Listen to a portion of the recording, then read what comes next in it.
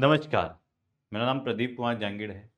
अभी 7 तारीख को जो गेट में माइनिंग का जो पेपर आया है, उससे रिलेटेड अपन कुछ सब्जेक्ट को कवर कर लेते हैं, जो कैसे-कैसे क्वेश्चन आए हैं, उनके क्या सॉल्यूशन हो सकते हैं प्रोबेबल।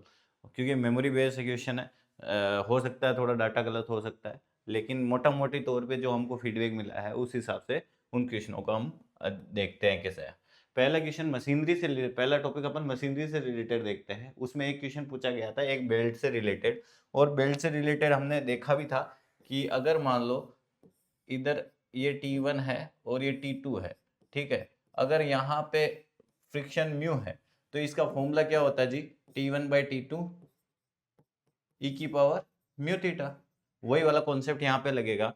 और यहाँ पे जो T1 है वो दे रखा है 50 किलो न्यूटन, T2 है वो 2.5, क्योंकि T1 टाइट साइड होता है, T1 टाइट साइड होता है तो वो 5 किलो न्यूटन।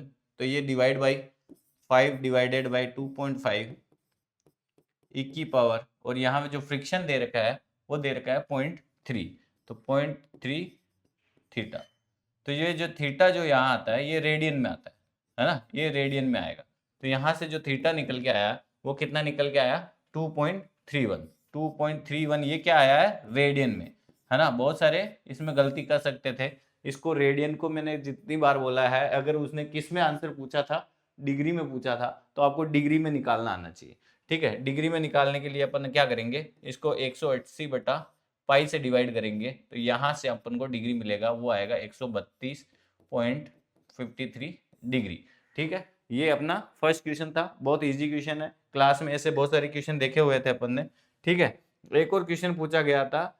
क्या क्वेश्चन पूछा गया है कि a turbine pump is design to generate water head of 60 meter, the impeller speed of the pump is 2000 RPM and the manometric efficiency भी देती है 70%। तो neglecting the impeller blade curvature, the impeller diameter, impeller की आपको diameter बतानी है। ठीक है, अपने को क्या क्या दिया गया है संक्षिप्त में देखते हैं।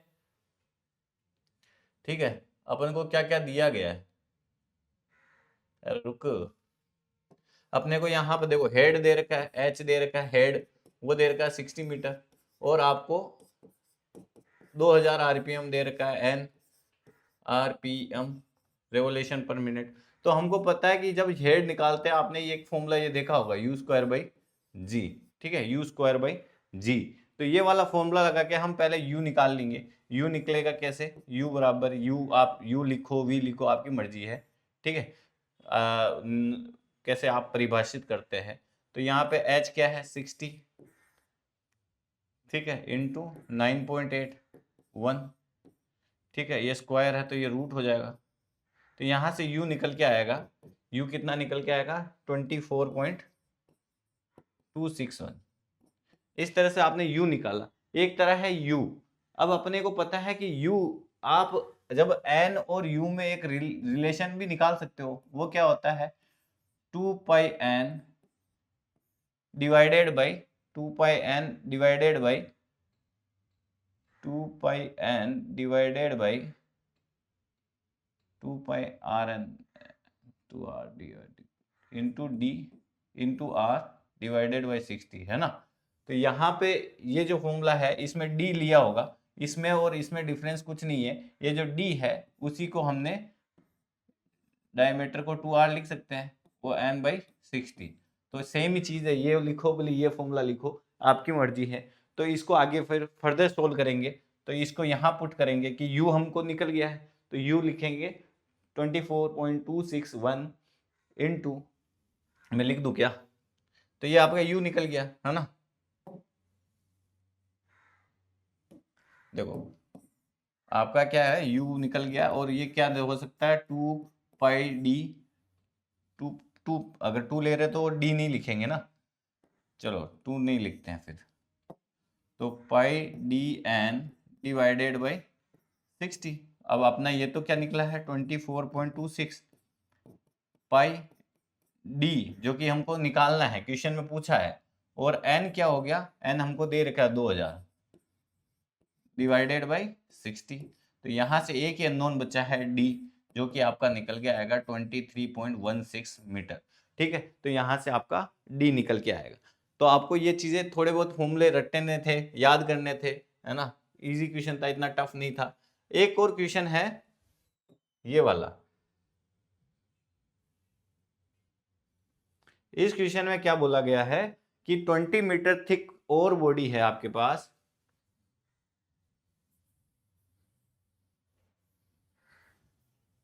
ठीक है। आपके पास क्या है 23 मीटर। इस क्वेश्चन में क्या बोल रहा है कि 20 मीटर थिक और बॉडी है डिपिंग एट, बोल रहा है कि 75% आपको ये जो डिपिंग है 75% डीप करती है, इस तरह से, है ना। तो बोल रहा है कि आपका जो ओवर बॉडी और होस्ट रॉक दोनों ही स्ट्रॉन्ग है ना, दोनों ही स्ट्रॉन्ग है। मतलब जो आपकी ओवर बॉडी होती है, खुद ओवर बॉडी भी है, वो भी स्ट्रॉन्ग है, और इसके ऊपर जो ओवरबर्डन है वो भी स्ट्रॉन्ग है, ठीक है। Condition is propose deployment of 150 से 200 metre diameter of the drill. कह रहा है कि बड़ा बड़ा लार्ज डायमीटर के होल किए जा रहे हैं। ऐसा वाला कहाँ देखे हैं? ये वाला हम लॉन्ग होल स्टॉपिंग में करते हैं। लॉन्ग होल स्टॉपिंग में क्या क्या होता है, थोड़ा एक बार धीरे धीरे बाकी सब देख लेते हैं। कि आपको ये कंडीशन दे रखी है कि ओवर बॉडी की थिकनेस क्या है, बड़ी है, थिक है, डीप है वो स्टीप है, स्ट्रेंथ है वो भी क्या है, स्ट्रॉन्ग है, और होल कैसे हो रहे हैं, लार्ज डायमीटर के किए जा रहे हैं। तो इस तरह वाली कंडीशन में हम long hole stopping method use करते हैं। देखो पिलर स्टॉपिंग तो हो गई नहीं ना, पिलर स्टॉपिंग में तो आपको क्या है, नियरली हॉरिजॉन्टल चाहिए होता है, जेंटली डिपिंग होना चाहिए, नॉट एप्रोप्रिएट स्टीप डिपिंग नहीं होनी चाहिए, मतलब बहुत ज्यादा ग्रेडियंट नहीं होना चाहिए। तो ये वाला तो वैसे भी हट गया। फिर होता है श्रिंकेज स्टॉपिंग। श्रिंकेज स्टॉपिंग में क्या होता है, श्रिंकेज स्टॉपिंग में क्या होता है, श्रिंकेज स्टॉपिंग में स्मॉल स्मॉल होल होते हैं, है ना, लार्ज डायमीटर के नहीं होते, स्मॉल होल होते हैं। तो ये भी नहीं होगा, है ना। एक और कौन सा बचा था, एक और ऑप्शन कौन सा था कि ब्लॉक केविंग। ब्लॉक केविंग में क्या होता है कि वीक चाहिए आपको, जो ओवर बॉडी है, जो लार्ज ओवर बॉडी तो लार्ज चाहिए प्लस वीक चाहिए। देखो weak over body and the horse rock and very, तभी ना वो स्विंग करके नीचे आएगा। तो आपका ऑप्शन सी सही था इसमें, ठीक है। अगला क्वेश्चन एक और पूछा गया, the shaft of A motor rotate eight 15 revolution पर सेकंड। आपकी जो शाफ्ट है वो 15 रेवोल्यूशन, मतलब रेवोल्यूशन तो समझते हो ना कि ये 15 चक्कर काटता है एक सेकंड में। तो यूनिफॉर्मली आपको बताना है कि जब रिटार्डर क्या होता है, ये भी हम बात कर रहे थे, एक्सेलरेशन क्या होता है, रिटार्डर क्या होता है। रिटार्डर होता है मतलब आप ब्रेक लगा रहे हो, मतलब रोक रहे हो उसको। तो जब उसका क्या होता है 20 रेवोल्यूशन पर सेकंड से, है ना, पहले 50 रेवोल्यूशन पर सेकंड था, अब 20 रेवोल्यूशन पर सेकंड हो गया। रिटार्डेशन कर रहे हो मतलब आप ब्रेक वगैरह कुछ कर रहे होंगे, पहले वो भी 50 से एक सेकंड में 50 रोटेशन कर रहा था, अब आपने रिटार्डेशन करा, वो 20 रेवोल्यूशन पर सेकंड कर रहा है, ठीक है। इस दोनों के बीच में टाइम दे दिया है 15 सेकंड। तो मतलब इन दोनों के बीच में आपको दे दिया है 15 सेकंड, ठीक है। 15 सेकंड का टाइम है कि आपकी जो स्पीड थी वो क्या थी 50 रेवोल्यूशन, वहां से 20 तक पहुंची है। तो यहां से यहां की एवरेज स्पीड निकाल सकते हैं। एवरेज स्पीड क्या होती है, एवरेज कैसे निकालोगे, एवरेज की पहले इनिशियल कितनी थी, बाद में कितनी हो गई, डिवाइडेड बाई ये A1 by A2 divided by 2। पहले थी 50, बाद में कितनी हो गई 20 डिवाइडेड बाई 2। तो यहां से एवरेज क्या निकला 35 रेवोल्यूशन पर सेकंड, मतलब हर सेकंड 35 रेवोल्यूशन आपका एक एवरेज निकला। लेकिन अपने पास कितना है 15 सेकंड। तो आपको अगर टोटल रेवोल्यूशन निकालना है, तो रेवोल्यूशन निकालना है, आपका एवरेज रेवोल्यूशन कितना निकला 35, और आपके पास टाइम कितना है 15 सेकंड। तो यहाँ इन दोनों को मल्टीप्लाई करेंगे तो टोटल रेवोल्यूशन क्या निकल के आएगा 525 रेवोल्यूशन। तो इस तरह से ये भी बहुत ज्यादा टफ क्वेश्चन नहीं था, इजी क्वेश्चन था। एक और क्वेश्चन पूछा गया था,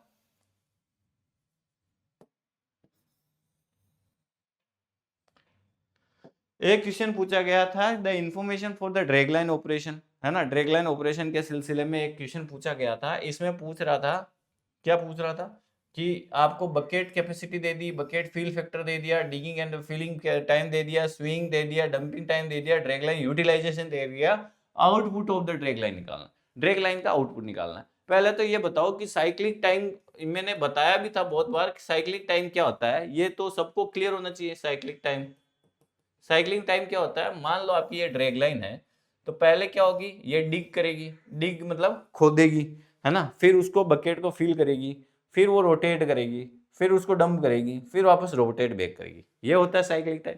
तो साइक्लिक टाइम में क्या होता है, पहले कटिंग, मतलब कटिंग मान लो, उसको फिल भी करेगा बकेट को, है ना, कट और फिल दोनों हो गया। फिर वो क्या हो गया, 2 and 4 मोशन, मतलब यहां से वहां गया और वहां से गया, तो ये दोनों 2 and 4 मोशन भी आता है, प्लस उसको डंपिंग कर रहा है तो डंप टाइम भी आता है। तो ये 3 प्रोसेस होते हैं। तो देखो पहले डिग और फिल किया, मतलब बकेट को डिग किया, फिल किया, फिर उसके बाद में स्विंग किया 2 and 4 मोशन में, और फिर वो डंप किया। तो ये सारा का सारा टाइम को जोड़ेंगे तो आपको साइक्लिक टाइम क्या आ जाएगा, टोटल साइक्लिंग टाइम निकल जाएगा। तो ये क्या आ गया, 20 + 32 + 10, इन तीनों को जोड़ेंगे तो आपका टोटल साइक्लिक टाइम क्या आ गया, 32 सेकेंड आपका टोटल साइक्लिक टाइम निकल गया। अगर टोटल साइक्लिक टाइम निकल गया तो अगर मान लो आउटपुट निकालना है तो आउटपुट कैसे निकालोगे, output of the drag line कैसे निकालोगे, पहले तो आपको बकेट कैपेसिटी पता होना चाहिए। इसमें क्या होता है, बकेट कितने का है, बकेट कैपेसिटी, बकेट की कैपेसिटी कितनी है इनटू बकेट की क्या बोलते हैं फिल फैक्टर कितना है इनटू फिल फैक्टर, मतलब कि वो कितना भर रहा है, 80% भर रहा है, 90% भर रहा है, उससे मल्टीप्लाई करेंगे। उसके बाद में क्या आएगा कि भाई एक साइकिल में कितना, 1 साइकिल लिख लेते हैं, या नंबर ऑफ साइकिल लिख लेते हैं, नंबर ऑफ साइकिल, ठीक है, नंबर ऑफ साइकिल, ठीक है, इनटू इनटू ड्रैग लाइन का कितना यूटिलाइजेशन हो रहा है, ड्रैग लाइन यूटिलाइजेशन, ठीक है। तो ये 4 कंपोनेंट होते हैं। तो ड्रैग लाइन की बकेट कैपेसिटी कितनी है, बकेट कैपेसिटी तो हमको दे रखी है 20 इनटू फील फैक्टर कितना दे रखा है 0.9, मतलब ये बकेट 0.9 से फील करता है, into cyclic time. Cyclic time कैसे निकालोगे कि भाई नंबर ऑफ साइकिल कैसे निकालोगे, एक साइकिल टाइम तो आपने निकाल लिया कि 62 सेकंड होते हैं, है ना, तो 1 घंटे में कितना बार वो घूमेगा उसको बोलते हैं नंबर ऑफ साइकिल। तो नंबर ऑफ साइकिल निकालना है, 1 घंटा मतलब क्या हो गया, 60 × 60, ये 1 घंटा हो गया, है ना, जिस सेकंड में निकाल रहा हूं, और ये डिवाइडेड बाय एक साइकिल टाइम में कितना टाइम, तो ये हो गया नंबर ऑफ साइकिल, कितनी बार साइकिल 1 घंटे में कितने बार वो साइकिल कंप्लीट करता है, इनटू ड्रैग लाइन का यूटिलाइजेशन टाइम वो भी 0.9 है। तो जब इन सबको मल्टीप्लाई करेंगे तो अपने पास क्या आएगा, आउटपुट आएगा, आउटपुट क्या आया, ये आया 940.65, ठीक है। ये भी इजी क्वेश्चन था, कोई ऐसे वाले क्वेश्चन आपने बहुत किए होंगे, क्वेश्चन प्रैक्टिस में, PYQ में, और क्लास में नोट्स में भी बहुत सारे करवाए होंगे, ठीक है। चलो एक और क्वेश्चन देखो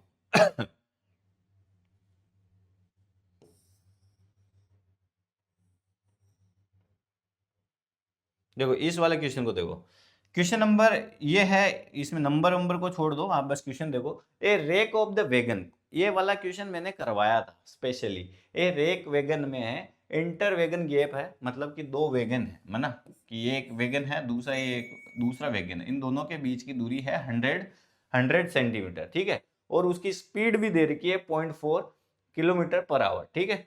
silo loading system, the dimension of the wagon are 8 metre, मतलब उसका वैगन का डायमीटर भी दे रखा है आपको, मतलब कि डायमेंशन दे रखा है, क्या क्या है, 8 × 3 × 3। The silo stop discharging the material between the wagons, है ना, बीच में जो भी, मतलब जो आपका साइलो है डिस्चार्ज करना छोड़ देता है। Consider the filling factor of the wagon का जो फीलिंग फैक्टर है वो 0.95 है।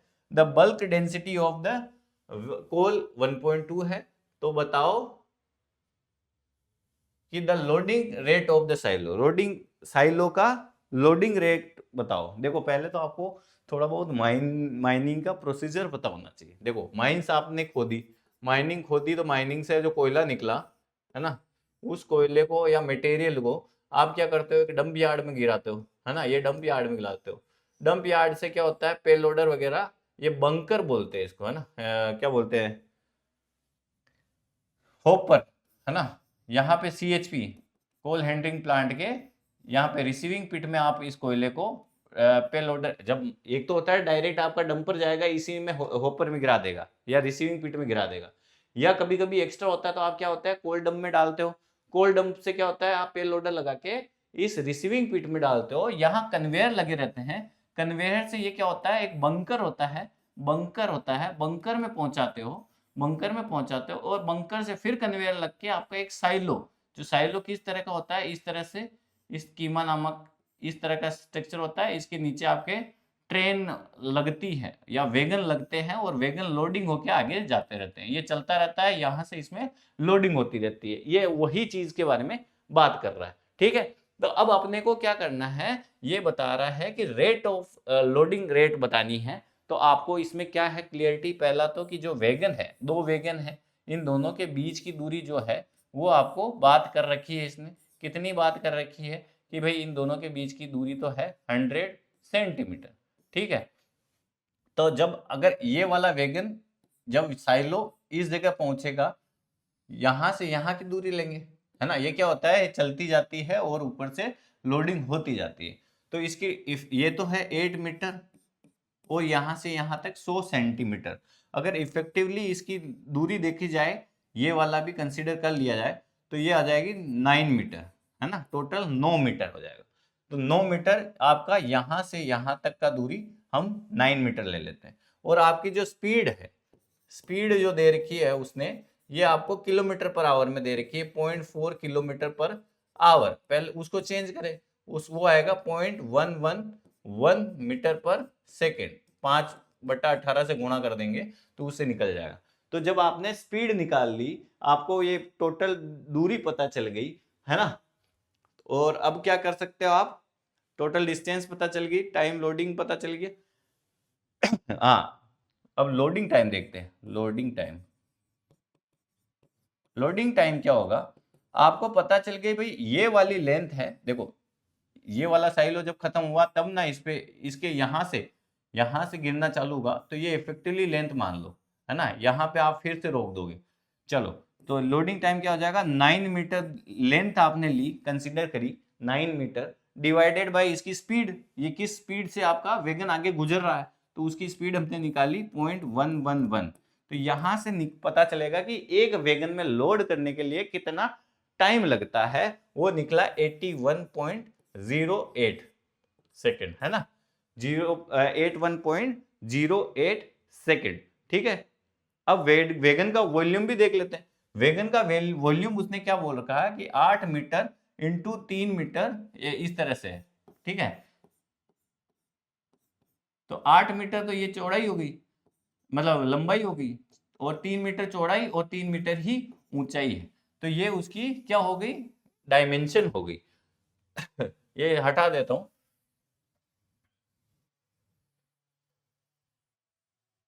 ठीक है। लोडिंग टाइम निकल गया और आपका स्पीड निकल गया, और आपका जो वेगन है, वेगन का वॉल्यूम भी पता चल जाए। वॉल्यूम क्या हो गया, वॉल्यूम हो गया कि 8 मीटर उसकी लेंथ है, 3 मीटर उसकी चौड़ाई है, 3 मीटर उसकी हाइट है, तो वॉल्यूम कितना निकल गया, 72 मीटर क्यूब, ठीक है। उसका टोटल वेगन, एक वेगन का वॉल्यूम पता चल गया, है ना, एक वेगन का वॉल्यूम पता चल गया, ठीक है। अब आपको वेगन का वॉल्यूम पता चल गया, लेकिन हमको क्या बोला गया कि उसकी एफिशिएंसी, इफेक्टिव वॉल्यूम निकालना पड़ेगा, क्योंकि कुछ गिरा होगा। इफेक्टिव 0.95 है ना, 0.95 की बात करी थी उसने, 0.95 इंटू 72, तो यहां से एग्जैक्ट निकलेगा 68.4 मीटर क्यूब। ये आपका वॉल्यूम है, वो आपको ऊपर साइलो से फिल अप करना है, ठीक है। तो अगर लोडिंग टाइम आपको लोडिंग टाइम पता है, वॉल्यूम पता है, अगर वॉल्यूम पता है तो यहां से आपको कोयला पर वेगन निकाल सकते हो, पर वेगन, वेगन, क्योंकि आपको इसका वॉल्यूम पता है, डेंसिटी पता है, तो डेंसिटी इंटू वॉल्यूम करेंगे तो हमको कोल पर वेगन पता चल जाएगा, ठीक है। तो आपको डेंसिटी तो पता है 1.2 मल्टीप्लाई 68.4, तो ये आपका क्या आ गया, कोयला पर वेगन पता चल गया, कोयला पर वेगन पता चल गया। और आपको ये पता ही है कि पर लोडिंग टाइम कितना है, 81.08। तो अब अगर ये सारी इंफॉर्मेशन पता है आपको, तो यहां से आप क्या निकाल सकते हो, लोडिंग रेट निकाल सकते हो। लोडिंग रेट क्या होगी, लोडिंग रेट इक्वल टू जो आपको क्या बोलते हैं, total coal, coal per wagon, coal per wagon, coal per wagon divided by loading time. एक वेगन में कितना टाइम लग रहा है, लोडिंग टाइम एक वैगन में कितना टाइम लग रहा है और एक वैगन में कितना आ जाता है। कितना आएगा कोयला, 1.2 इंटू 68.4 डिवाइडेड बाई एक वैगन में टाइम कितना लग रहा है, 81.08। ठीक है, इससे आप निकाल सकते हो लोडिंग रेट, जो कि आएगी 3644 अप्रोक्स आएगी। यही आपका आंसर रहेगा। ठीक है, अगला क्वेश्चन एक और देख लेते हैं। A board and the pillar panel has a choice develop pillar. कह रहा है कि भाई एक बोर्ड एंड पिलर आप यूज कर रहे हो जिसमें चॉइस पिलर है। ठीक है, और सेंटर टू सेंटर, देखो पिलर जो होता है, पिलर क्या होता है, ये एक पिलर, दो पिलर, इस तरह से पिलर होते हैं। ये कह रहा है सेंटर टू सेंटर जो डिस्टेंस है वो दे रखी है 40 मीटर। ठीक है, वो वाली बात कर रखा है। Under the expression the following information दे रखी है। गैलरी का दे रखा है 4 मीटर की गैलरी, एक्सट्रैक्शन हाइट दे रखी है और परसेंटेज दे रखा है 85%। चलो इस क्वेश्चन को करते हैं। इस क्वेश्चन में क्या बोल रखा है कि आपको ये जो पिलर है बोर्ड एंड पिलर के इस तरह ही होते हैं, और बोर्ड एंड पिलर के अगर सेंटर टू सेंटर बोली, सेंटर ये है, इसका सेंटर ये है, ये दे रखा है 40 मीटर। ठीक है, 40 मीटर, और गैलरी की हाइट विड्थ कितनी है, 4 मीटर, है ना, 4 मीटर। तो अगर यहां से अगर आपको कोई भी पूछे कि भाई एक ये वाली कितने आ जाएगी, ये वाली, तो ये क्या आ जाएगा, एक पिलर कितना हो जाएगा, 40 माइनस गैलरी माइनस कर दोगे तो टोटल 36 का आ जाएगा, है ना। ये हम जानते भी हैं, और अगर आप ज्योमेट्रिक से कर भी सकते हो तो भी कर सकते हो। तो एक पिलर कितना आ जाएगा, 36 का आ जाएगा, है ना। अरे यार 4 माइनस किया 36, 18 इधर गया, 18 इधर गया, ये हाफ है, ये हाफ है, तो उस तरह से कर सकते हो। ठीक है, तो आपका 36 का एक पिलर हो गया, ये भी 36 का है, ये भी 36 का। ठीक है, पिलर आ गया 36 का। ठीक है, और उसका जो पिलर है उसकी हाइट इस तरह से पिलर है, ये आपने निकाल लिया कि भाई ये 36 का है। ठीक है, और ये हाइट है उसने कितनी दे दी थी, कुछ तो दी थी ना, कहाँ दिया था, 3 मीटर एक्सट्रैक्शन हाइट क्या थी, 3 मीटर। ठीक है, तो ये हाइट है वो 3 मीटर दे दी।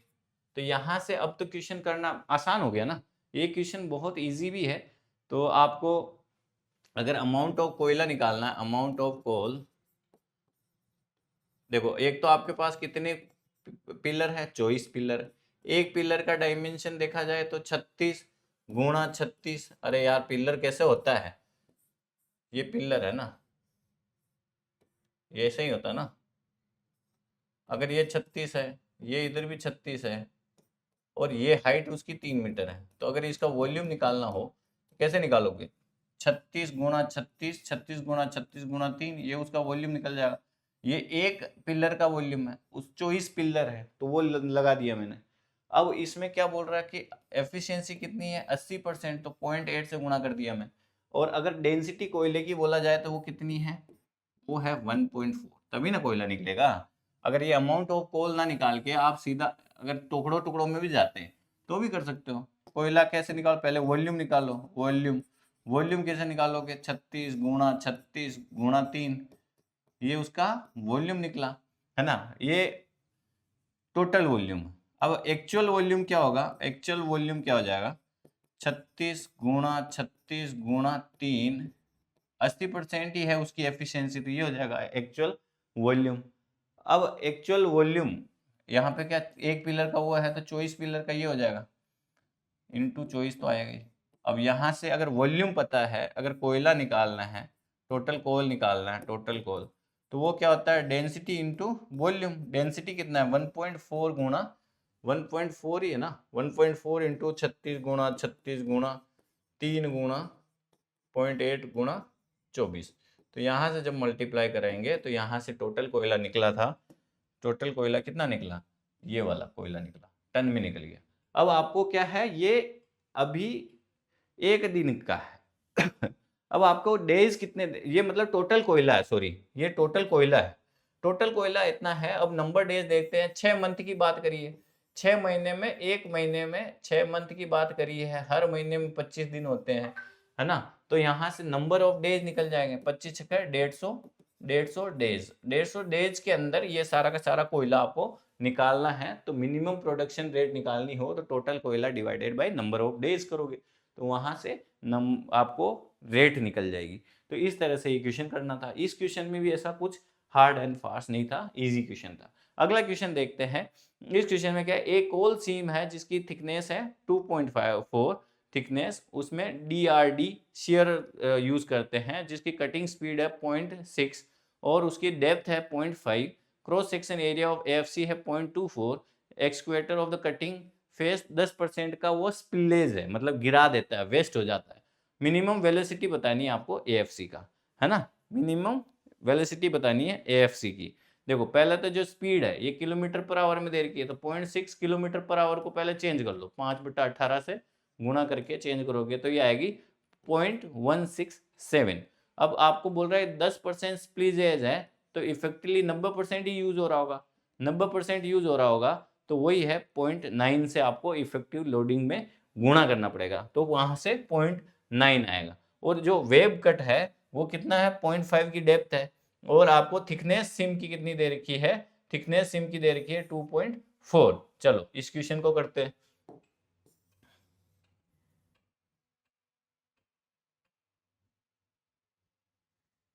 चलो कैपेसिटी ऑफ द शीयरर, अब पहले तो कैपेसिटी ऑफ शीयरर देखते हैं। कैपेसिटी ऑफ शीयरर क्या हो जाएगी, शीयरर, तो पहले तो उसका देखो, आपको कितनी थिकनेस कितनी पता है, 2.4, 2.4, तो थिकनेस, थिकनेस इनटू कितना कट कर रही है, कट इनटू स्पीड। अपने को पता है कि थिकनेस तो है, थिकनेस कितनी है 2.4, उसका वेब कट कितना है 0.5, और उसकी स्पीड अपने मीटर पर सेकंड में निकाली थी 167, 0.167। तो यहाँ से कैपेसिटी ऑफ सियरा निकल गया, वो आएगा 0.2004, ये आया क्यूबिक मीटर पर सेकंड में, क्यूबिक मीटर पर सेकंड में। अगर आपको पता है कि एक AFC का ये कैपेसिटी है, मतलब शेयरर का इतना कैपेसिटी कि वो दे सकता है, लेकिन जब ये दे रहा होगा तो 10% आपका स्प्लीजेस था, है ना, मतलब इफेक्टिवली 10% वेस्ट हो जाता है, 90% ही यूज में आता है। तो आपको आपको कोयला कोल जो AFC पे गया होगा, AFC के लिए वो क्या होगा आफ्टर स्प्लीजेज, वो होगा 90% ही होगा, जो अभी ये आया है 2004 इंटू 0.9, ये आपका AFC पे आफ्टर स्पिलेज गया होगा, ठीक है, इतना गया होगा। अब इतना गया होगा, अब AFC के ऊपर इतना आपका जा रहा है, ठीक है। अब AFC का भी तो एरिया है, AFC का भी तो कुछ एरिया, AFC का एरिया,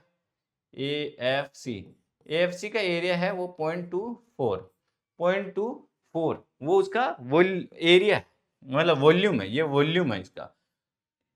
तो आपको अगर एरिया एरिया इंटू वी, उस बराबर इसका एरिया इंटू वेलोसिटी बराबर होना चाहिए 0.24 जो AFC का है इंटू उसका वॉल्यूम। तो यहाँ का एरिया कितना आ गया, ये क्या आ गया 0.2004 इंटू इसका टोटल, अच्छा ये टोटल वॉल्यूम है, वो उसके होना चाहिए एरिया इंटू वेलोसिटी, ठीक है, एरिया इंटू वेलोसिटी,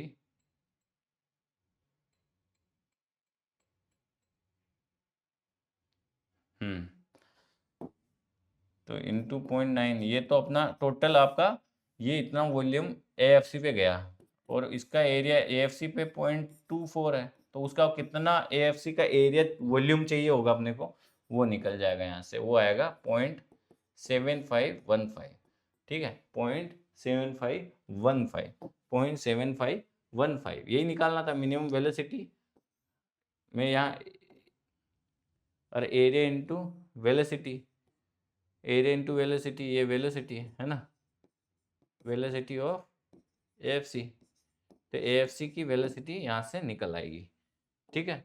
चलो ये हमने अभी मशीनरी देखा, कुछ क्वेश्चन भले मशीनरी के नहीं थे बट हमने उसको भी मशीनरी में काउंट कर लिए। अब चलते हैं वेंटिलेशन वाले पार्ट में, है ना। अब वेंटिलेशन वाले पार्ट के कुछ क्वेश्चन देख लेते हैं कि वेंटिलेशन में किस किस तरह के क्वेश्चन बने थे। कि एक ए मेन मैकेनिकल वेंटिलेटर जो दे रखा है तो इसमें क्या होता है, खुद का एक एनवीए होगा, एनवीपी मान लो, एनवीपी नेचुरल वेंटिलेटर, है ना, और फिर उसके बाहर वाला प्रेशर होता है, ठीक है। चलो ठीक है, develop at the pressure of the 25 mm। ये नेचुरल वेंटिलेशन है 15, देखो नेचुरल वेंटिलेशन है वो तो चेंज नहीं होगा, 15 है, ठीक है। Total 500 meter cubic 500 cubic meter per minute है circulated in the mines. Consider the same NVP aiding the ventilator, the pressure required in the MM generated by the ventilator to circulate. ठीक है, देखो इस वाले क्वेश्चन में क्या करना है,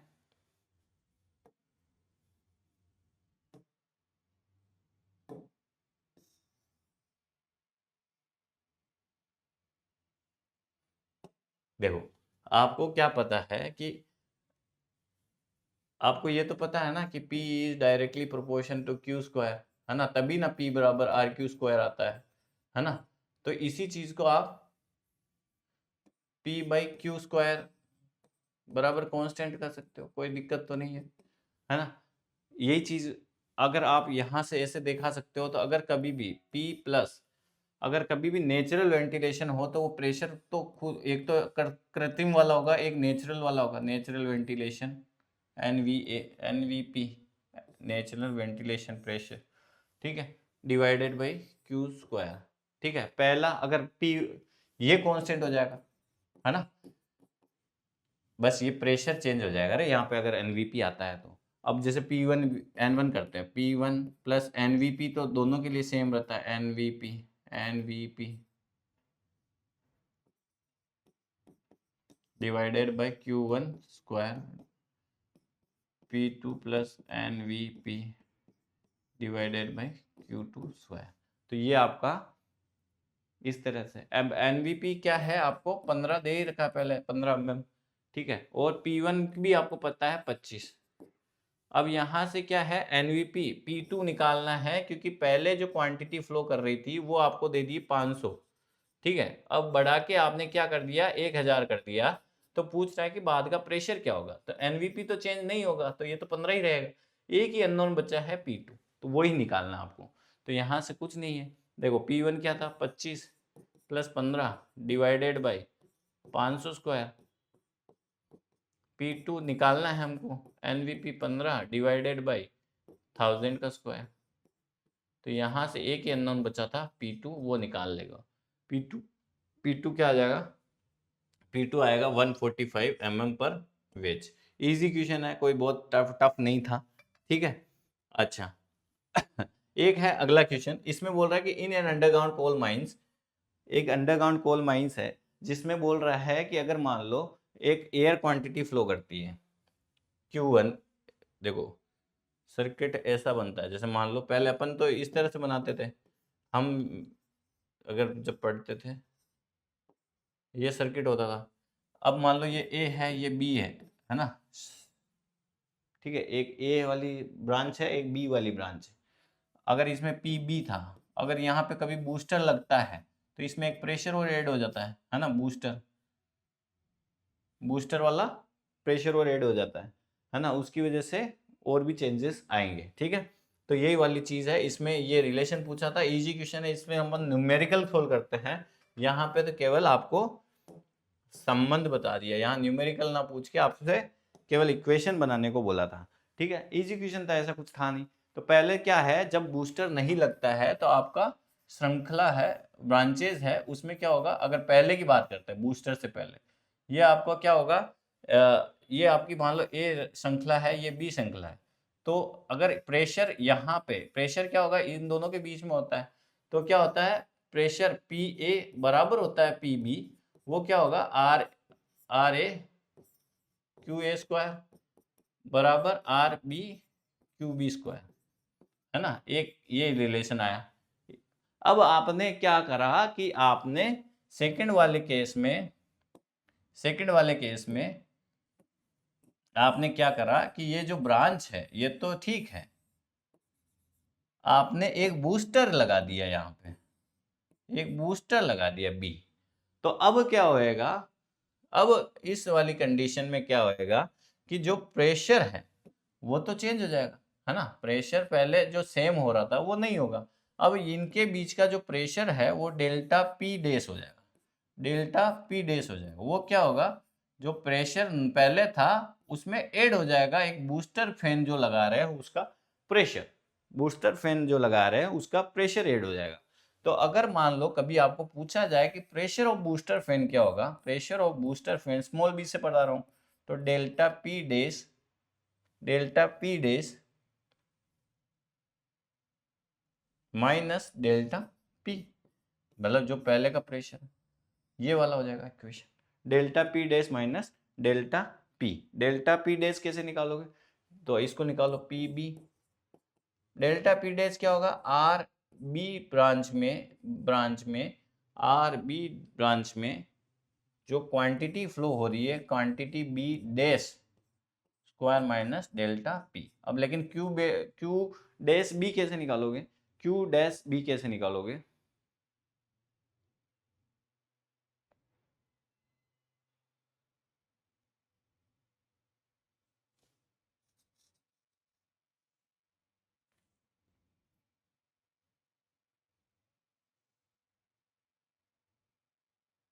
अच्छा क्यू बी डैश तो नहीं निकाल सकते पर आरबी तो पता है ना हमको, आरबी तो यहां से निकाल सकते हो। तो आरबी क्या हो जाएगा, R A Q A square divided by Q B square.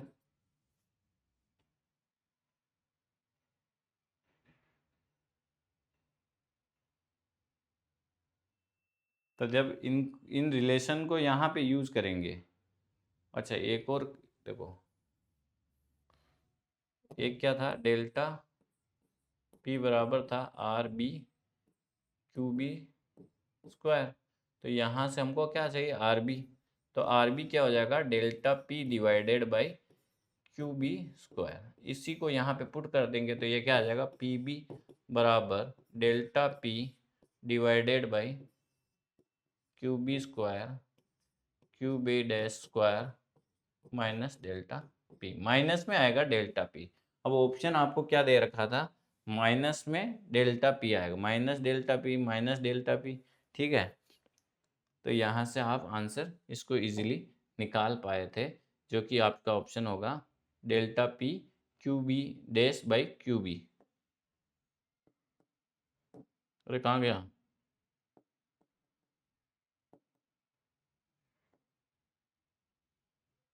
ठीक है, आंसर आप इजीली लगा सकते हो। चलो अब इसी तरह से आपको और भी क्वेश्चन पूछे गए थे इस रिलेटेड,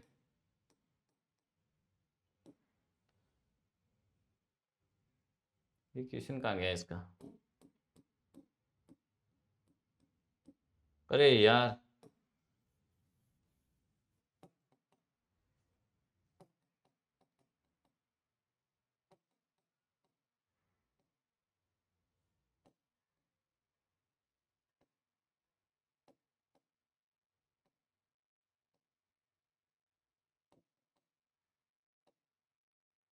चलो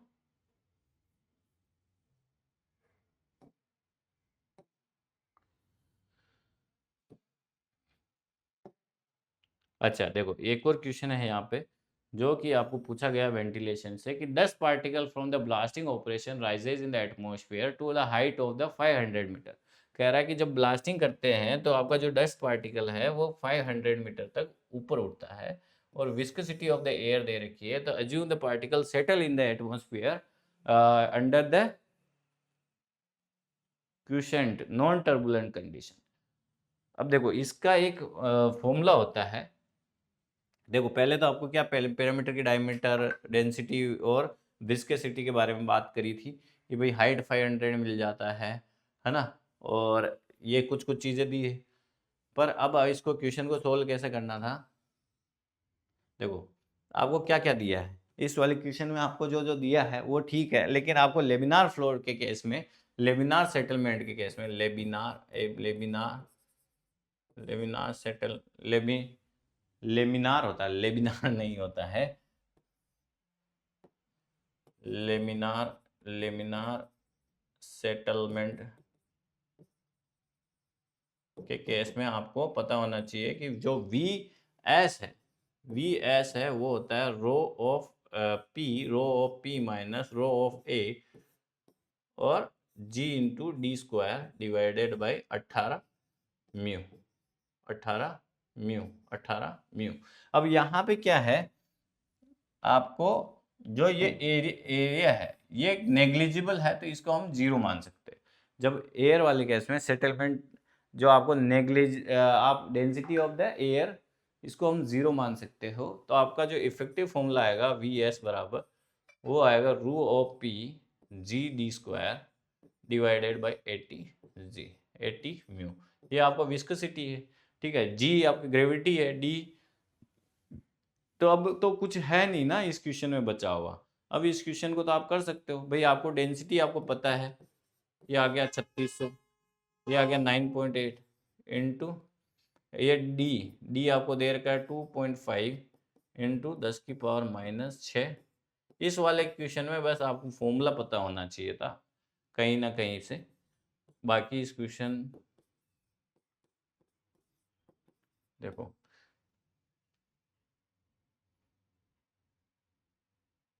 जो डायमीटर आपको दे रखी थी, डायमीटर आपको दे रखी 2.5 म्यूमीटर, डायमीटर आपको ये दे रखी, तो इसको जो ये माइक्रो है इसको चेंज करेंगे तो क्या है 2.5 इंटू 10⁻⁻6 मीटर, ठीक है। और ये डेंसिटी ऑफ पी वो तो आपको पता है 3600, ठीक है। तो उसी को वैल्यू को रख के आपको आंसर निकाल सकते हैं इस क्वेश्चन का।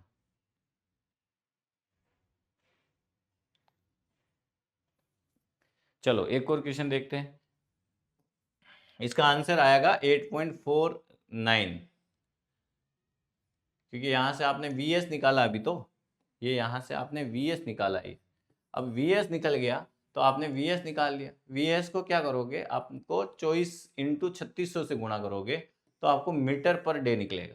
सेटलमेंट टाइम क्या होगा, जब 500 डिवाइडेड बाई करोगे, क्योंकि हाइट आपकी 500 मीटर दे रखी है भाई, 500 मीटर तक आपका उछलता है ब्लास्टिंग के बाद, तो 500 डिवाइडेड बाई कितना 58.86 से डिवाइड करोगे तो नंबर ऑफ डेज लगेंगे अगर ब्लास्ट करने के बाद उसको सेटल होने में टाइम लगता है, ठीक है। वो नहीं होता है कभी कभी आप सिगरेट पीते हो तो बोलते हैं कि अगर मैं आज सिगरेट छोड़ूं तो कितने दिन बाद मेरे लंग्स साफ हो जाएंगे। तो वैसे ही ये वाला क्वेश्चन था कि अगर आप ब्लास्ट करते हो उसके जो आपके पार्टिकल है वो 500 मीटर तक उछल सकते हैं, तो उनको सेटल होने में कितना टाइम लग जाएगा, तो वो निकला था 8.49 डेज लग जाएगा भाई, ठीक है। चलो अगला क्वेश्चन देखते हैं। कि in an underground mines and the airflow of the 20 meter cube per second is delivered through a circular opening having the diameter of the 5 meter length है आपको, assume that no changes in the surface characteristic, find the opening required to double the quantity of the airflow। कह रहा है कि अगर quantity flow पहले इसमें से 20 यहाँ से 20 क्यूबिक मीटर था, तो अगर उसको डबल करना है, डबल मतलब 40 करना है ना। पहले Q1 कितना है, Q1 आपको 20 दे रखा है, Q2 आपको कितना करना है 40 कर देना है, ठीक है। डायमीटर D1 कितना दे दिया है, D1 आपको दे दिया 5, ठीक है। तो आपको ये तो पता ही है, एक रिश्ता होता है क्या, Q स्क्वायर बाई D5 के डायरेक्ट प्रोपोर्शन होता है, वो वाला कॉन्सेप्ट यहाँ पे लगेगा अंडरग्राउंड एयर फ्लो के केस में। Q square is directly proportion to D5, मतलब डायमीटर के 5 गुना 5 के स्क्वायर के बराबर होता है, ठीक है। ये वाला कॉन्सेप्ट यहाँ लगा देंगे। तो इस वाले कॉन्सेप्ट को लगाने में कोई बड़े बात है कि Q square is directly proportion to D5। अगर इसी को फॉर्मूला बनाएंगे तो D1 by D2 Q1 by Q2 बराबर होगा D1 बाई D5 5 ये 2 होगा है ना, D2, ठीक है। तो अब आपको क्या है, पहले क्वांटिटी फ्लो क्या थी 20, अब कितनी होगी 40, तो ये तो हो गया स्क्वायर। अब D1 क्या है, पहले डायमीटर कितनी है, या तो ऐसे कर लो या वैसे कर लो, एक ही बात हो। तो पहले है 5 mm, अब आपको डायमीटर निकालनी, ये आ जाएगा 5। तो यहाँ से जब सोल्व करेंगे तो आपको जो डायमीटर मिलेगी वो आएगी 6.59। अगर आपको डबल क्वांटिटी करनी है फ्लो की, तो आपको जो डायमीटर है, पहले अगर 5 मीटर ले रहे थे तो उसको 1.5 मीटर के आसपास बढ़ा दोगे तो आपकी क्वांटिटी फ्लो है वो लगभग डबल हो जाएगी। ठीक है, जो क्वांटिटी फ्लो है वो लगभग डबल हो जाएगी। वो कैसे बता पा रहा हूँ मैं, क्योंकि पहले क्या था, 5 मीटर था, ये 5 मीटर था ना, डायमीटर पहले 5 थी, अब अपनी कितनी निकल के आई 6.5। यहाँ पे क्वांटिटी फ्लो क्या है 20, तो अगर क्वांटिटी फ्लो को 40 करना है तो डायमीटर 5 की जगह कितना है 6.59। 6.59 मतलब लगभग 1.5 मीटर के आसपास आपको डायमीटर को बढ़ाना पड़ेगा अगर क्वांटिटी फ्लो को आपको डबल करना है। चलो, एक कह रहा है कि एक gradual expansion of the duct. अगर देखो ये एक आपका एग्जॉस्ट है, इसको आगे बढ़ता जा रहा है, ग्रेजुअली आगे बढ़ता जा रहा है, तो उस वाले को क्या बोलते हैं, इन्वेसे। ठीक है, आंसर बहुत सिंपल था ये तो, इन्वेसे। इसको प्रोनाउंसिएशन देख लेना, आंसर तो वही है। चलो अगला क्वेश्चन पे अभी आ जाते हैं। ठीक है, इन ए फायर डैम एक्सप्लोजन, देखो फायर डैम एक्सप्लोजन हो रहा है, मतलब मेथेन का रोल हो रहा होगा, फायर डैम एक्सप्लोजन हो रहा है, तो उसका अगर इक्वेशन बैलेंस करेंगे तो यहाँ पे क्या हो गया, मेथेन है, उसमें अगर 2 ऑक्सीजन के कण डालेंगे तो एक इक्वेशन बनेगी, ये ऑक्सीजन इससे रिएक्ट करेगी और उससे कार्बन डाइऑक्साइड और पानी बनेगा, CO2 प्लस H2O बनेगा, है ना। अगर इसको बैलेंस करेंगे तो 4 है तो हाइड्रोजन 4 हो गए, 2 ऑक्सीजन 2 ऑक्सीजन 2 ऑक्सीजन, 2 2 4, ठीक है, 4 ये हो गए, 2 यहाँ पे 4 यहाँ पे, ठीक है, ये इक्वेशन बैलेंस है। मतलब अगर आप मेथेन के साथ ऑक्सीजन क्रिया करेगा तो कार्बन डाइऑक्साइड और वाटर बनाएगा। ठीक है, ये तो इक्वेशन होती। अब आपने को क्या बोल रखा है कि फायर डैम एक्सप्लोजन है, मेथेन कंसेंट्रेशन निकालनी है स्टिक्योमेट्रिक मेथेन एयर मिक्सचर में। पहला क्या बोल रहा है, एज्यूम द कंटेनर में 79% नाइट्रोजन है और 21% ऑक्सीजन है। देखो आपको क्या बोल रहे, देखो 21% ऑक्सीजन है ना। अगर मान लो मैं एक वॉल्यूम ऑफ एयर लेता हूँ, एक वॉल्यूम ऑफ अगर एयर लेता हूँ तो मतलब उसमें 21.21 क्या हो जाएगा, आपको ऑक्सीजन होगा, इसमें तो कोई दो राय नहीं है। अगर 1 वॉल्यूम ऑफ एयर ले रहा हूँ तब की बात कर रहा हूँ, मतलब कि एक वॉल्यूम अगर मैं एयर का लेता हूँ, अगर 21% ऑक्सीजन है तो वो 0.21 रह जाएगा ना ऑक्सीजन। ठीक है, चलो अब आपको ये पता है कि अगर ये है पर अपने को क्या बता रहा है कि यहाँ पे 2 मोल ऑफ ऑक्सीजन चाहिए। ठीक है, 2 मोल ऑक्सीजन करने के लिए यहाँ पे 0.21 है, तो 2 मोल ऑफ ऑक्सीजन, क्या दो दो 2 वॉल्यूम कर लेता हूँ, 2 वॉल्यूम ऑफ ऑक्सीजन O2 करने के लिए आपको क्या करना पड़ेगा, 2 वॉल्यूम ऑफ अभी पॉइंट, देखो इसी को करता हूँ ऐसे, तो यहाँ पे क्या होगा, 1 वॉल्यूम ऑफ ऑक्सीजन के कंपेयर में करना है, 1 वॉल्यूम ऑफ ऑक्सीजन करेंगे तो क्या आ जाएगा, 1 volume of air divided by 0.21।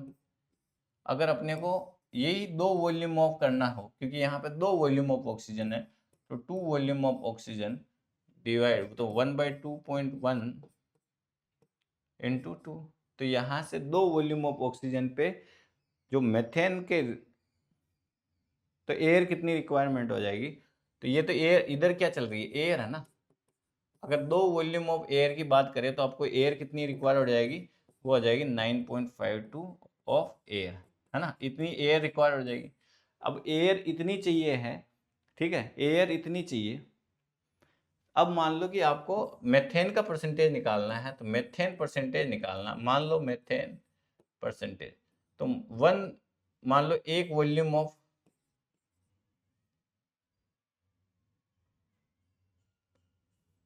अगर 1 वॉल्यूम मेथेन मानते हैं तो मेथेन का percentage CH4 divided by total air, total volume लिखो ना, एयर प्लस मेथेन हो जाएगा वो, टोटल वॉल्यूम इनटू 100। तो मेथेन मान लो कि एक है ना, एक यूनिट मानते हैं, तो मेथेन तो है ही है, उसके अलावा कितनी एयर लग रही है, 9.52 9.52 9.52 इंटू 100। तो जब यहाँ से करेंगे तो यहाँ से मेथेन परसेंटेज निकलेगा, वो आएगा 9.51%। 9.51%। ओके, ऑप्शन होगा ऑप्शन ए। ठीक है, क्वेश्चन तो इजी था। चलो एक और क्वेश्चन आया था, इसमें पूछा गया था आपको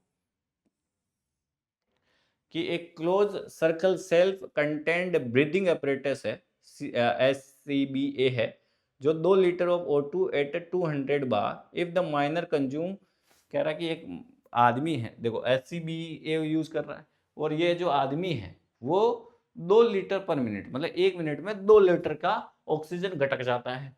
तो मैक्सिमम ड्यूरेशन, कितनी देर के लिए ये आपका सिलेंडर काम करेगा, वो निकालना है। तो इसके लिए तो सिंपल सा वो फॉर्मूला लगा लो ना। अब P1 V1 बराबर P2 V2, P1 V1 बराबर P1 V1 बराबर P2 V2। आपको पता है कि भाई आदमी कितना ऑक्सीजन ले पा रहा है, ठीक है, 2 लीटर, और उसमें प्रेशर कितना है, ये लिखा भी है 2 लीटर एट 200 बार। पहले तो 200 बार को अगर कन्वर्ट करेंगे, वो भी आप प्रेशर में कन्वर्ट कर लोगे, तो इसको क्या आ जाएगा, 200 गुणा 10 की पावर 5 पास्कल हो जाएगा। ठीक है, और क्या बोल रखा है, यही बोल रखा है। अब देखो, अब वो ये तो सिलेंडर के अंदर वाली बात कर रहे हैं, तो प्रेशर इनटू वॉल्यूम, तो ये 200 इंटू 10 की पावर 5, ये तो सिलेंडर से आदमी जो ले रहा है, ये तो क्या प्रेशर इनटू वॉल्यूम क्या है, 2 लीटर। और हवा के अंदर जो प्रेशर होता है वो क्या होता है, in the air the 1 ATP बराबर क्या होता है, 101 पास्कल, किलो पास्कल। तो इसको क्या करेंगे, 101.25 32325 ऐसे कुछ ना, 325 इंटू 10 की पावर 3 किलो पास्कल होता है। तो ये हो गया आपका, ये हो गया P1, ये हो गया आपका V1, ये आपका P2 है ना। वॉल्यूम कितना है, वॉल्यूम आपको कितना चाहिए होगा, या वॉल्यूम दे रखा हो तो आपको टाइम निकालना पड़ेगा। तो वॉल्यूम कितना दे रखा है, अगर मान लो दे भी रखा है, नहीं दे रखा है तो वॉल्यूम निकाल लेंगे। तो वॉल्यूम कितना आ जाएगा, V2 निकाल लेंगे, है ना। तो वॉल्यूम निकाल लेंगे, P1 V1 बराबर P2 V2। तो यहाँ से जो V2 आएगा, V2 क्या आएगा, 394.76 लीटर। इतना वॉल्यूम आपको इस सिलेंडर का चाहिए होगा अगर वो यूज करना चाह रहा है। ठीक है, आपका आदमी उसको सेल्फ रेस्क्यूअर को यूज करना चाह रहा है। ठीक है, अब आपको टाइम निकालना है कि भाई टाइम कितना, अगर इतना वॉल्यूम निकाल गया है तो आदमी उसको कितनी देर तक यूज कर पाएगा। वो 2 लीटर यूज कर रहा है पर 2 लीटर पर मिनट, 1 मिनट में 2 लीटर यूज कर जा रहा है। तो अगर टाइम टोटल निकालना कि भाई इतना वॉल्यूम चाहिए, तो टाइम कितना आ जाएगा, टाइम 394.76 डिवाइडेड बाई 2। तो यहाँ से आपको पता चलेगा कि 197.38 इतना मिनट लगेगा उसको सिलेंडर को खाली करने में। तो आपका आंसर आएगा 197.38। अगर अप्रोक्सीमेशन इंटीजर के आसपास आंसर देना है तो 197 आंसर दोगे आप। ठीक है, इजी क्वेश्चन है। अगला क्वेश्चन एक और पूछा गया था, जिसमें पूछा था कि cobweb like appearance in the radiography of the miner slug.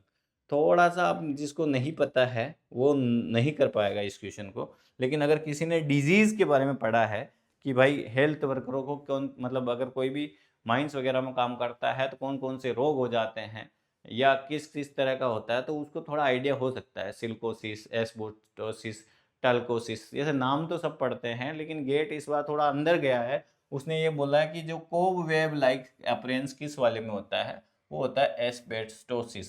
Asbestosis में कोब लाइक स्ट्रक्चर होता है। और भी है बीमारियां, जैसे सिलिकोसिस होता है, सिलिकोसिस में एग शेल बनते हैं। ठीक है, एक शेल टाइप की स्ट्रक्चर बनती है। कोल वर्कर में जो न्यूमोकोसिस होता है, न्यूमोकोनिकोसिस होता है, प्रोनाउंसिएशन हो सकता है रॉन्ग हो, इसमें स्मॉल स्मॉल राउंड होते हैं, है ना, ऐसे राउंड्स होते हैं, तो वो होते हैं कोल वर्कर्स के इस बीमारी में। एक होता है एस्बेस्टो, यही अपना आंसर है, एस्बेस्टोसिस। एस्बेस्टोसिस में ही cobweb like appearance due to fibrosis, इस तरह की स्ट्रक्चर दिखेगी जो कि इमेज में दिख रही है। एक होती है टाल्कोसिस, एक rare and the present different radiographical feature, ये बहुत रेयर है, ये नहीं पाया जाता है। तो ये क्वेश्चन भी आया था कल के पेपर में। एक और क्वेश्चन है जिसमें ये बोल दिया था कि in a biochemical oxygen demand 15 millilitre of the waste water sample was diluted with the distilled water is completely filled a 300 ml BOD bottle and incubated 20 degrees Celsius for 5 days. Dissolved oxygen level before and after incubation are the 9.4. पहले कह रहा है कि भाई before 9.2 है milligram और बाद में 4.4 है, ठीक है। तो आपको बीओडी निकालना है। तो बीओडी का तो सिंपल सा फॉर्मूला होता है। बीओडी क्या होता है? Biochemical oxygen demand. तो पहले क्या होगा? DO initial minus DO final, ये माइनस वाला डीओ नहीं है। फिर कितना? टोटल वॉल्यूम, ये आपने वेंटिलेशन में पढ़ा होगा, वॉल्यूम ऑफ, अरे यार, total volume divided by volume of waste sample,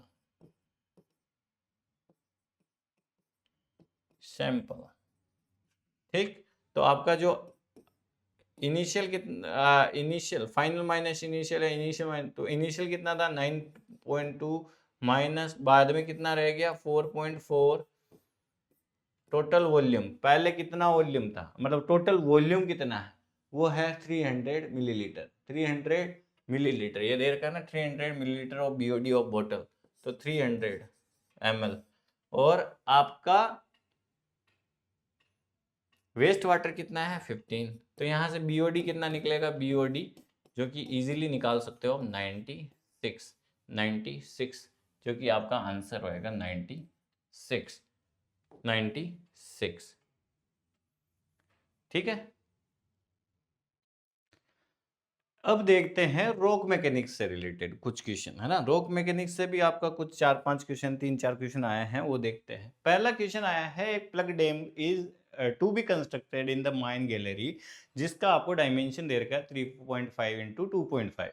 the interfacial shear strength between the surrounding rock and the plug dam is 1 mega pascal. The minimum thickness of the dam to withstand a water pressure of the 10 mega pascal, ठीक है। तो आपको ये तो पता है ना कि कभी भी होता है, एक होता है पुशिंग फोर्स, एक होता है रेजिस्टिव फोर्स, है ना। पुशिंग फोर्स और रेजिस्टिव फोर्स, ठीक है। इसमें होता है, अगर मान लो जो भी प्रेशर लग रहा है, वाटर का जो प्रेशर लगेगा, pressure into cross section area, cross area, है ना। और इसमें जो होता है रेजिस्टिव फोर्स में, उसकी स्ट्रेंथ होएगी शियर स्ट्रेंथ इनटू आपका क्या होगा? एक सरफेस एरिया, मतलब कौन से सरफेस एरिया है उस पे क्या शियर स्ट्रेस है। तो सरफेस एरिया,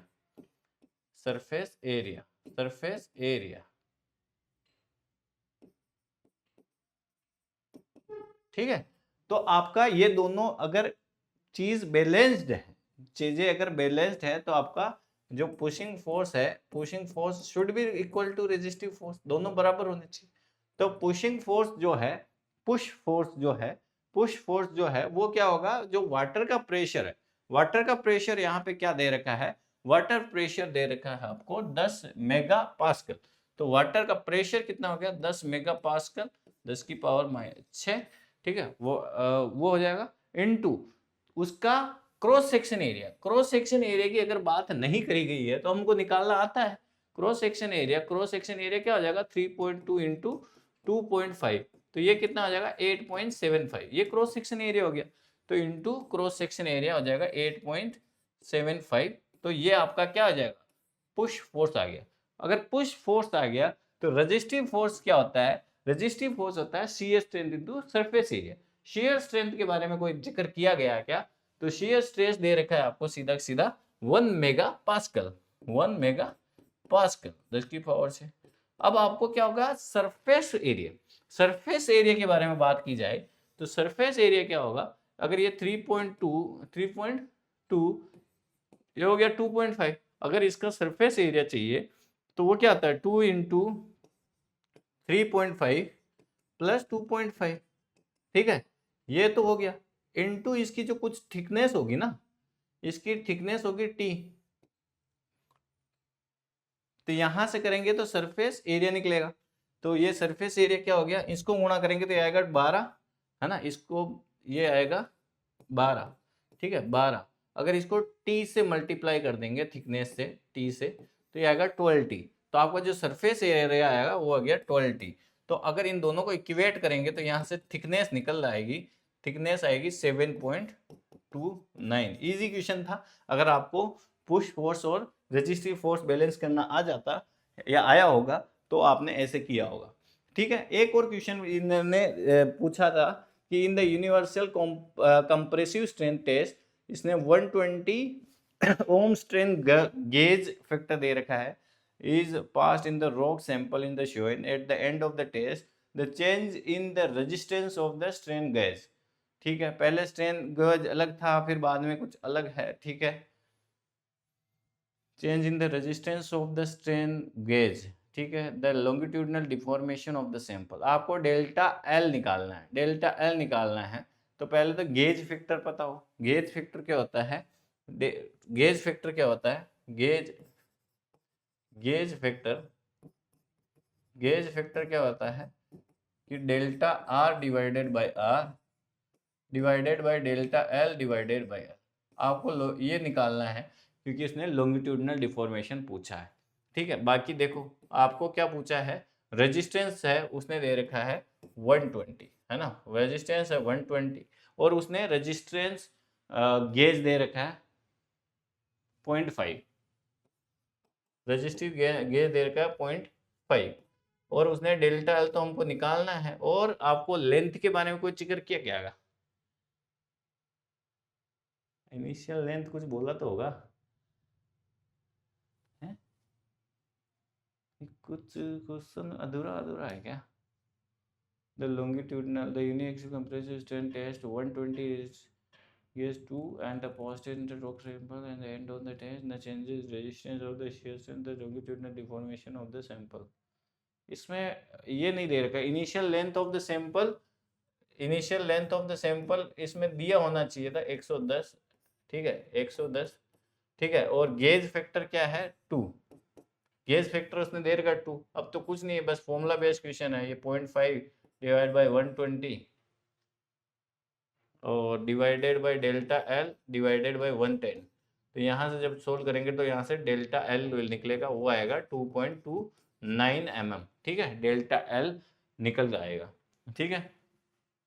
अगला क्वेश्चन है in situ stress are determined by the flat jack method by the making the 3 slot P Q R on the wall, एक वॉल है जिसमें 3 होल बना के आप एक फ्लैग जैक मेथड यूज करते हो, उसमें क्या होगा आपको एक और है पी क्यू आर स्लॉट है और डेल्टा आर बराबर 0 लेना है, और पी है वो तो 90 डिग्री है, आर ये हॉरिजेंटल हो गया और ये 45 डिग्री है ना, यहाँ के लिए थीटा 45 डिग्री, ठीक है, ओके। हमको क्या पता है, हम इनमें से अपन को दो डेल्टा आर की इक्वेशन, सिग्मा आर अगर आपको 0 दे रखा है, जो 0 दे रखा है उसकी इक्वेशन पता ही हमको, sigma x sigma y divided by 2 plus sigma x minus sigma y divided by 2 cos 2 theta plus tau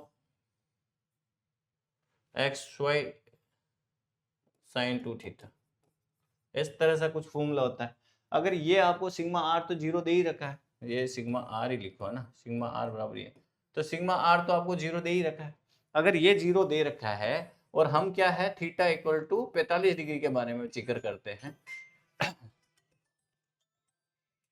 theta equal to ये है 45 डिग्री, मतलब ये क्या है एंटी क्लॉकवाइज, एंटी क्लॉकवाइज है मतलब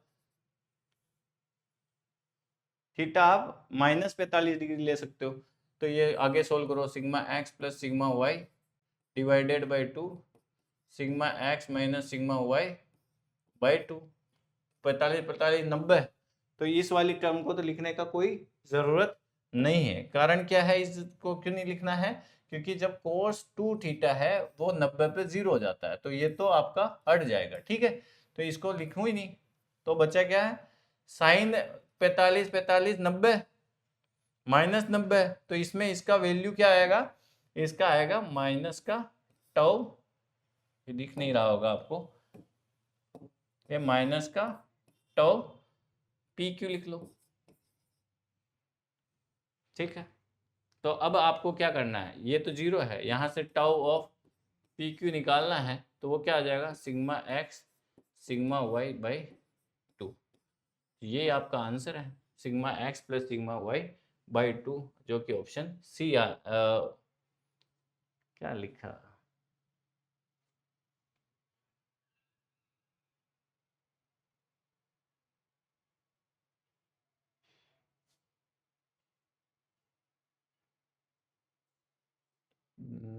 in situ stress determine the slot shear stress on the wall।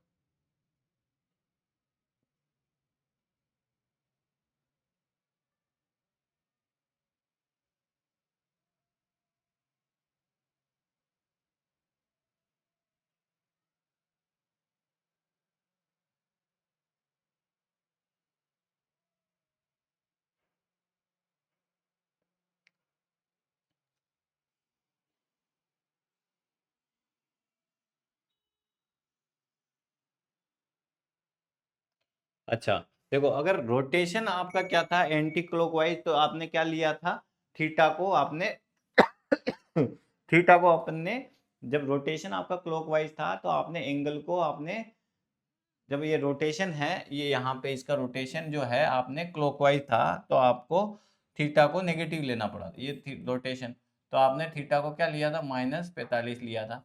तो अगर मान लो नेगेटिव, ठीक है, और अगर मान लो आपने ये आंसर अगर पॉजिटिव आ रहा है, इसका मतलब ये क्या है, ये नेगेटिव कैरेक्टर का होगा, तो इसमें टोटल माइनस आएगा, तो इसमें नेगेटिव आना चाहिए, तो नेगेटिव आने की, नहीं यार ये देखो, आंसर शायद इसमें कुछ गड़बड़ लग रहा है मेरे को, एक बार मैं इसको चेक करा लेता हूँ, है ना। आंसर मतलब होगा इसी तरह से, मुझे थोड़ा आंसर इसमें शंका हो रही है, tau p q sigma x plus sigma y divided by 2, ठीक है, इसको एक बार चेक और कर लेंगे, है ना, होगा इसी तरह से। अगला एक और क्वेश्चन है जिसमें आपको आपको स्लेक ड्यूरेबिलिटी टेस्ट, ये हमने बहुत अच्छे से देखा था, वीडियो भी अच्छे अच्छे से बना के देखा था, इसमें आपको स्लेक ड्यूरेबिलिटी टेस्ट में 2 बार किया है ना। स्लेक ड्यूरेबिलिटी इंडेक्स में क्या होता है, अगर सेकंड बाद में 2 बार राउंड करने के बाद में उसका वजन 400 बचता है, और इनिशियल जो सैंपल था उसका वजन 500 है, तो इंटू 100 कर दो, स्लेक ड्यूरेबिलिटी निकल जाएगा। इजी क्वेश्चन था ना भाई, 5 2 10 20 80, इजी क्वेश्चन है, बहुत ज्यादा इजी क्वेश्चन है, ठीक है। अगला क्वेश्चन है जिसमें बोलता है the ideal load deformation character curve of the hydraulic pump. ये हाइड्रोलिक पंप के लिए आइडल जो आइडली जो रहता है, क्या आइडली जो ग्राफ रहता है वो क्या होता है, इस तरह से जाता है, फिर इस तरह से हो जाता है, एक लोड अप्लाई करने के बाद में एक टाइम बाद में वो पैरेलल हो जाता है। तो इसमें सबसे बेस्ट जो आपको आंसर दिखेगा वो आपको यही है, ये वाला, ये एस, ये आपका आंसर ठीक रहेगा, तो ऑप्शन एस ठीक है। अगर आपको आइडल लोड डिफॉर्मेशन निकालना है हाइड्रोलिक प्रोब के केस में, तो इस तरह से उसका ग्राफ बनता है। एक और क्वेश्चन आया था, इसमें बोल रहा है कि the permeability test of the EFG, जो आपको ग्राफ दे रखा है Q और AL में, the contact hydraulic conductivity of the sample, है ना। हाइड्रोलिक कंडक्टिविटी का जो है आपको सिस्टम बताना है। आपको ये पता है कि एक इक्वेशन कोई भी होती है y इक्वल टू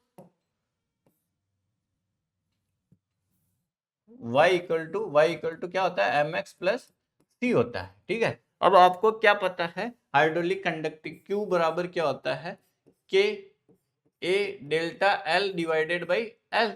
अब आपको जो ग्राफ दे रखा है, ग्राफ में एक में Q दे रखा है और एक में डेल्टा H बाई एल दे रखा है, डेल्टा एच बाई एल दे रखा है।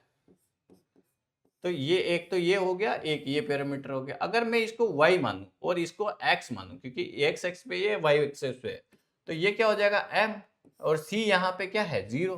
तो ये आपको एक स्ट्रेट लाइन बता रहा है, एक स्ट्रेट लाइन बता रहा है, एक ये स्ट्रेट लाइन होनी चाहिए। स्ट्रेट लाइन के केस में क्या होगा, ये आपका m है, मतलब ये क्या हो गया, स्लोप है ना।